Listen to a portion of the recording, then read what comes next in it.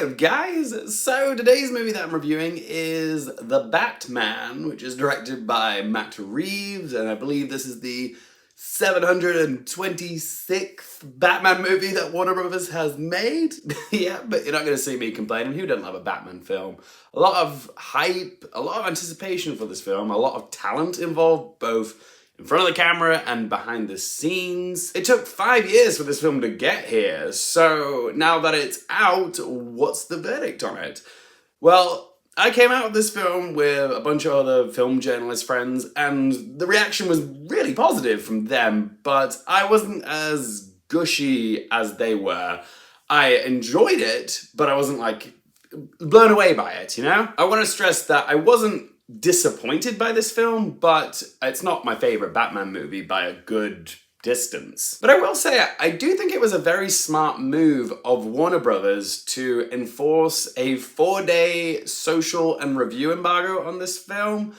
Because normally with, big studio superhero movies, there's not much of an embargo, and there's this mad dash rush for people to tweet their reactions or get the reviews up right away. So it's very much a knee-jerk response. However, some movies take a little bit more time to absorb, and The Batman is a film which I think does need a little bit of digestion, because like I said, when I came out, all my friends were like, yeah, it's a great movie. I was like, yeah, I thought it was good, and think it was great, but now that I've had some time to process it, I actually think I like this movie a whole lot more than I thought I did when I first came out of it. So let's talk about what I liked and what I didn't like about it. What did I enjoy? Well, I will say this, I really did like what Matt Reeves has done with the story and with the character of Batman.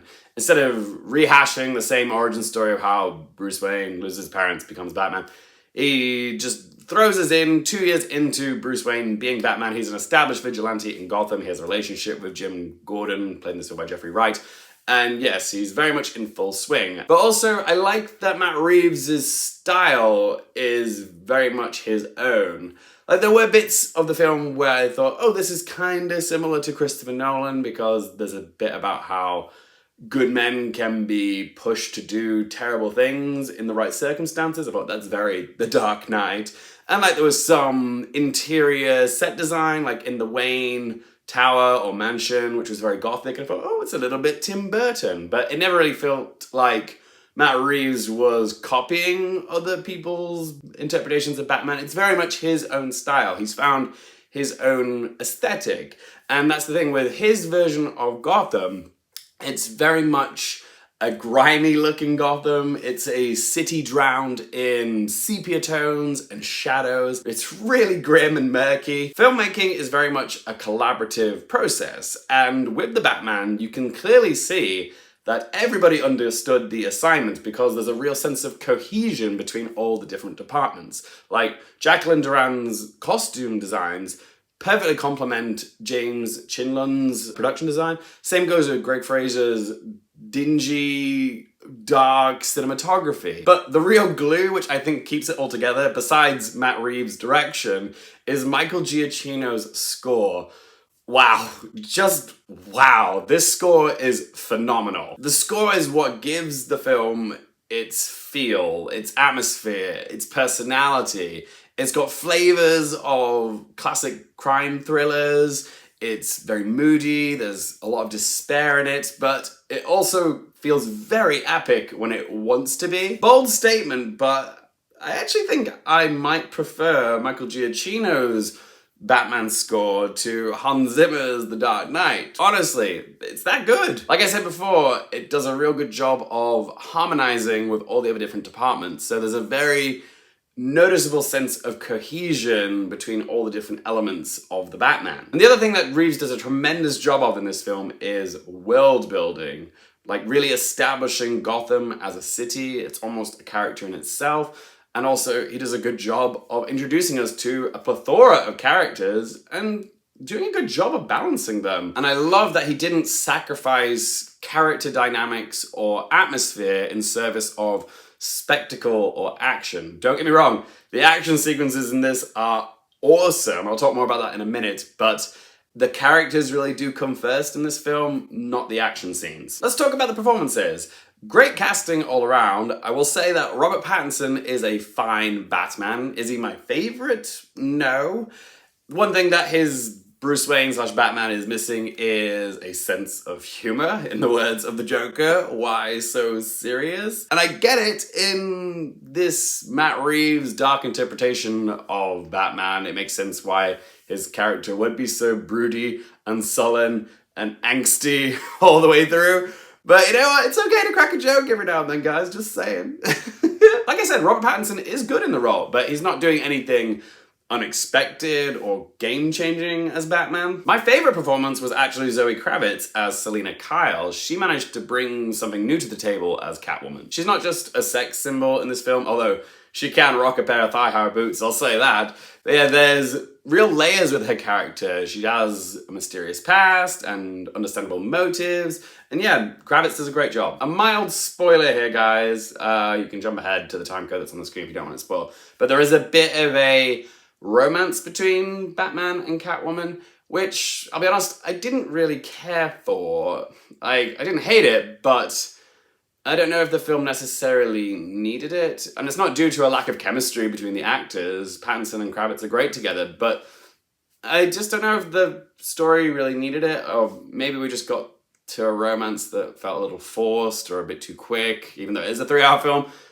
Yeah, I just wasn't crazy about the romance. Paul Dano gives a chilling performance as the Riddler, easily the most sadistic interpretation of the character I've ever seen. It's less campy clown like Jim Carrey and more Jigsaw from the Saw movies with his violent, brutal, death trap puzzles. This character is messed up. Will people be quoting the Riddler or doing impersonations of him, like when people started impersonating Heath Ledger's Joker?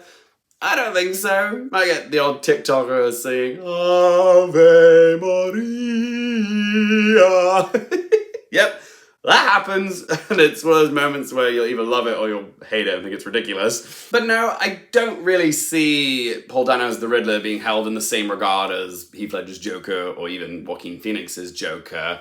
Like, I liked what Dano did with the role, but he didn't blow me away. Jeffrey Wright as Jim Gordon, perfect casting, that's all I'm gonna say. Also, Colin Farrell was amazing as the Penguin. I knew it was him going into this film, but hadn't I known, I probably wouldn't have figured it out that it was him. He is so unrecognizable in all the makeup and prosthetics that he's got on, and his accent as well is pretty flawless. Like, it's hard to know that that's Colin Farrell under all that. It's amazing. That's another thing to praise. The makeup and hairstyling in this film, astonishing. Well done. I'd go as far as saying it's Oscar-worthy. Andy Serkis as Alfred, great choice, but I did want a little bit more from him.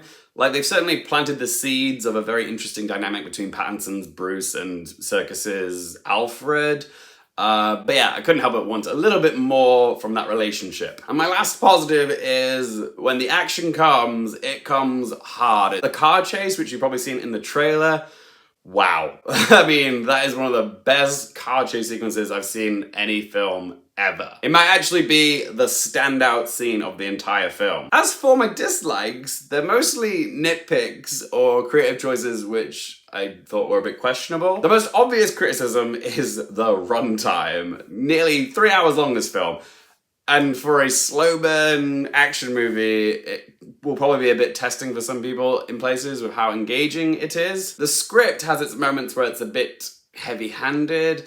Like, Bruce Wayne narrates a lot of this film and is quite poetically written, which isn't a bad thing, but it does come off a little bit pretentious in places, like it's trying a little too hard. And again, it's just like the little creative choices that sometimes don't agree with you. Like, there's a scene where Bruce puts on a pair of sunglasses indoors and eats some blueberries. I'm like, oh, okay. And there's another scene where Batman is mere millimeters next to an explosion that goes off in his face, and all it does is knock the wind out of it. And I'm like, okay. And there's one more thing, which is kind of a spoiler, but I'll tiptoe around it. And it's that something happens to Gotham City in the last act of this film, and then what happens to the city would make it very difficult for anyone to ride around on a motorbike. But yeah, a character does leave on a motorbike at the end of this movie. It's just like, well, I had no trouble on the roads whatsoever.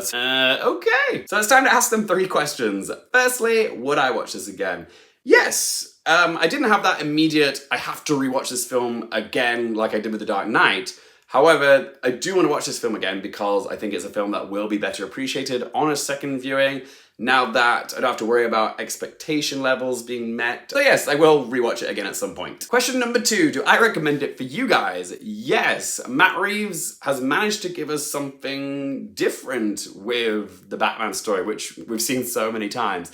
I don't think it's going to be to everyone's taste, this film, but from a craftsmanship point of view, the Batman is one of the most visually impressive and cohesive superhero films we've ever had. It's a great big screen experience as well. So yeah, go see it in a cinema. Yeah, I recommend it. And third question, what score to give it out of 10? Again, this is not my favorite Batman outing, but there is more to praise about the Batman than there is to criticize. Story-wise, it didn't quite take me to where I wanted it to, but I am in awe of the craftsmanship and the approach Reeves took to the character and the story. So I'm gonna give The Batman a solid score of 7 out of 10. But as always, guys, just one bloke's opinion. Love to hear your thoughts on The Batman. What do you think of this film? Where does it rank for you in all the Batman movies? I'd love to hear from you. Let me know in the comment section down below. If you enjoyed the video, hit that like button for more movie, TV, and Oscars-related content. Don't forget to click subscribe if you want to follow me on any of my socials, Twitter, Instagram, TikTok, Letterboxd. It's all in that video description down below. And as always, thank you guys so much for watching. For more things related to movies, TV, the Oscars, and popcorn culture, I'm Lee Carefield, and I'll see you next time.